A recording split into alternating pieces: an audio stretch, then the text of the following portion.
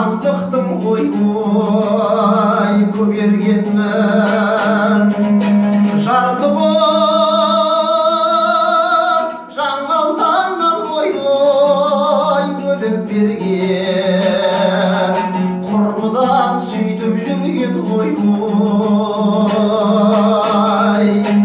ой дүние не көргенмін ой дүние не көргенмін ай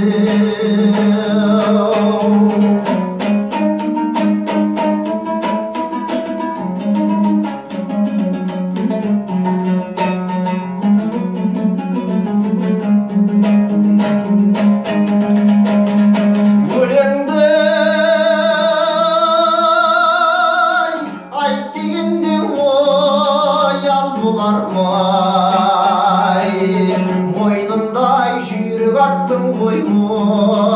жал болар ма өлеңді мұндай тасам ғой не қылайын